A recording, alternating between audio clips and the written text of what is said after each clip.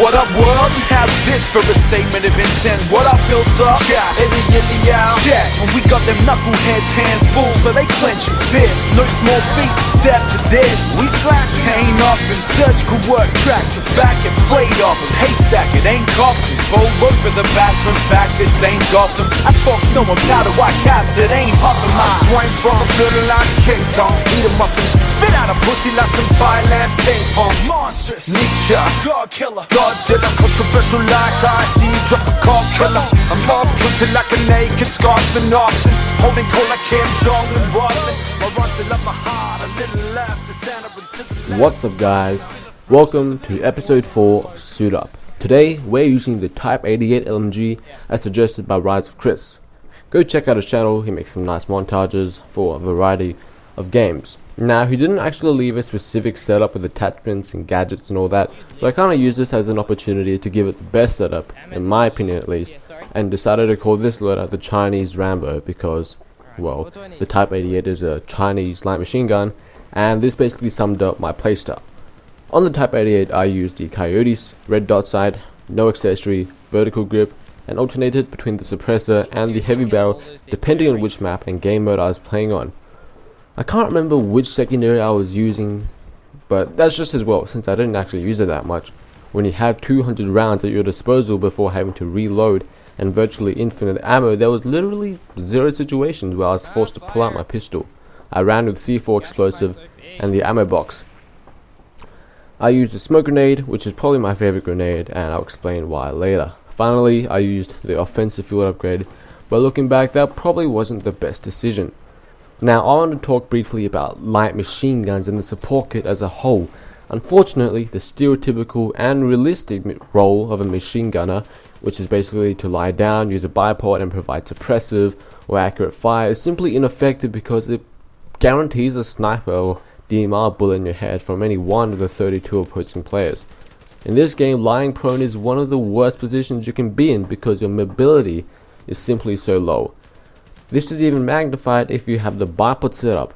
You actually have a very limited range and like angle from left to right and up to down that you can actually shoot at, and if you do decide to move, you have to go through this clunky process of disengaging the bipod.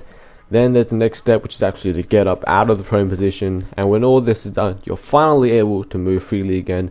But the majority of the time, once bullets start whizzing by your head, you don't have enough time to get up and out.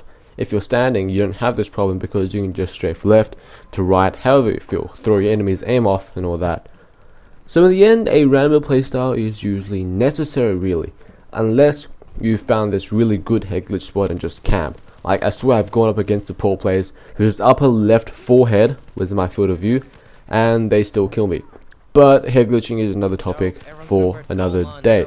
Also, the support kit is pretty underpowered in my opinion. Operation Lock is one of the very few game modes where it's more beneficial to play support than as an assault, and this is because of your giant belt-fed magazines and that you don't have to reload. And this is only particularly beneficial on a map like Operation Locker because the density of the enemies is so high and you often encounter large groups of enemies that a simple assault rifle magazine couldn't deal with.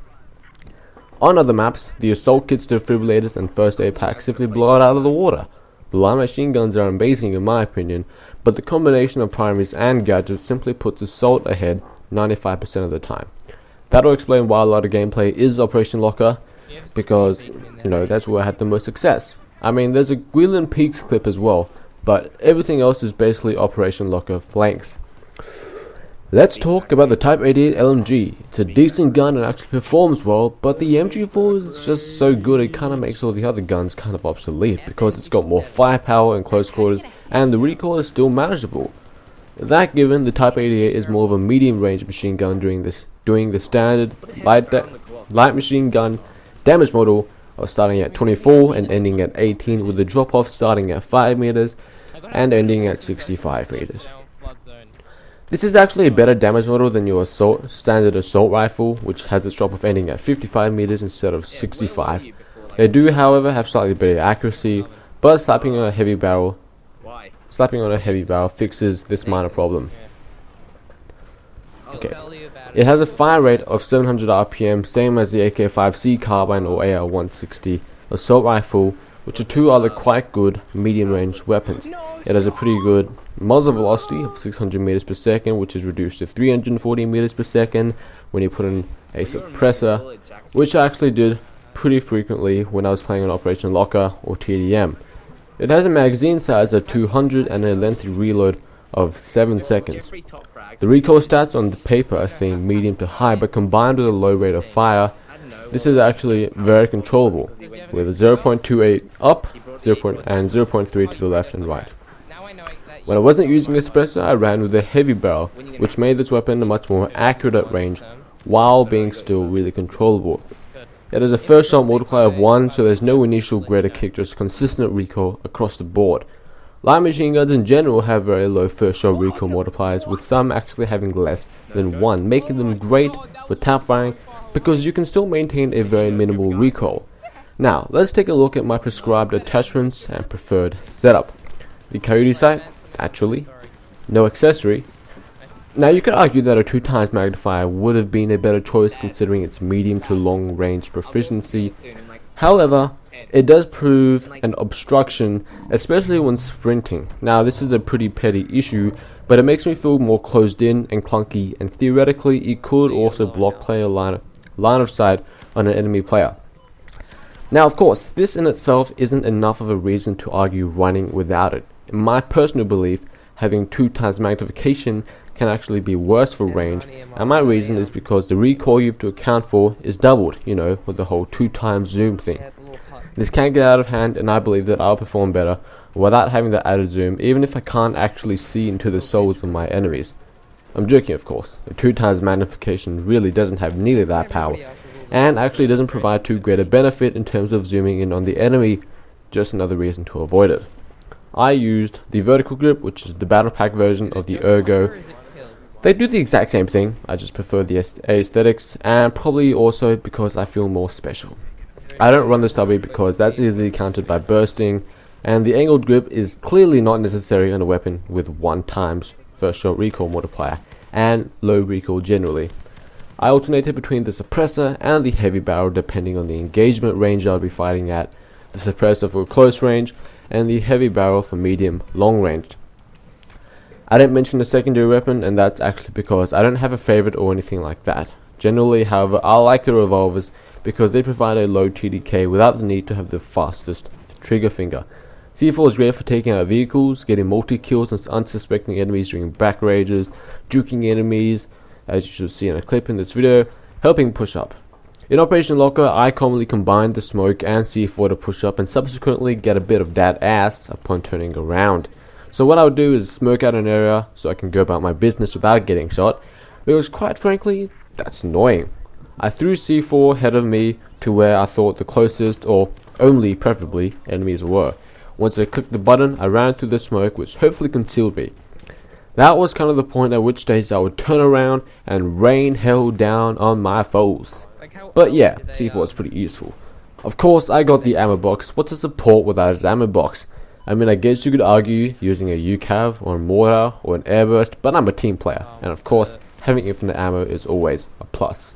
I talked a little bit about the smoke grenade in my pro tips video and also just then, but it can also serve some other purposes as well. By blocking line of sight, you guarantee some form of protection and cover, enabling you to run from one point to another. This is especially useful in Operation Locker with its choke points, but it's also very useful in other maps for the same purpose. But you have to remember to throw it to a location so it blocks the line of sight, rather than somewhere so that you can run out of the smoke and run into the enemy's face, because that kind of defeats the whole purpose. You can also use it to facilitate tactical retreat. Just throw it at your feet and get your ass somewhere 180 degrees away from the enemy. Hopefully the smoke can cover you as you run. Now the field upgrade is a bit of a toss-up. I generally run offensive if I'm doubtful, mainly for the extra magazines, but being a support player does away with that benefit. Most of the support specific field upgrades benefit by increasing the capacity of certain gadgets you can hold, but once again, with the ammo box, these positives are rendered close to useless. As a result, as much as I despise it, I will admit that the defensive perk would probably be the most effective, with the body armor protecting you mainly from snipers. Alternatively, you can run the shadow perk, but it really isn't that great. The Type 88 is not the best LMG out there, but you can still be effective with it, especially if you make use of its lower recoil stats. I'd rate it a 3.5 out of 5. If there are any loadouts you want me to do, feel free to leave them in the comment section below. And as always, thanks for watching. Peace out.